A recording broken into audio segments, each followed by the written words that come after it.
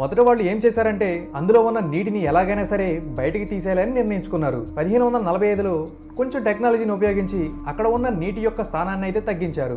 బయట కూడా వాళ్ళకి పెద్ద బంగారం అయితే ఏం దొరకలేదు. అయితే తర్వాత ఎన్నోసార్లు ఆ నీటిని పూర్తిగా అక్కడి నుంచి తొలగించాలని ప్రయత్నం అయితే చేశారు. బట్ అవేవి పూర్తిగా సాధ్యమైతే కాలేదు. బట్ ఇన్ఫాక్ట్ ఒకానొక ఇన్సిడెంట్ లో అయితే నిధి కోసం వందల మంది వర్కర్స్ చనిపోయారు. అయితే రీసెంట్ గా ఆ ట్రెజరీని ఎలాగైనా కొనుక్కోవాలనే ఉద్దేశంతో రీసెంట్గా అంటే మరీ ముందేం కాదు, 1911 అంటే ఆల్మోస్ట్ 100 సంవత్సరాల క్రితం ఒక కంపెనీ వాళ్ళు ఏం చేశారంటే ఆ లేక్లో ఉన్న నీటి మొత్తాన్ని బయటకి తీసేశారు.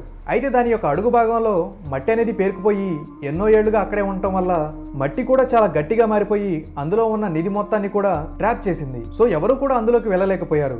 బట్ తర్వాత లేక్ ఏమో వాటర్తో నిండిపోయింది. ప్రస్తుతానికి ఆ లేక్లోకి ఎవరు ఎంటర్ అవ్వకూడదని చెప్పి కొలంబియా గవర్నమెంట్ నిషేధించింది. ఎందుకంటే చాలా మంది ఆ లేక్లోకి ఎంటర్ అయ్యి ఆ లేక్ ని పాడు చేస్తున్నారంట. సో అందుకని ఎవరు కూడా అందులోకి వెళ్ళకూడదని చెప్తోంది.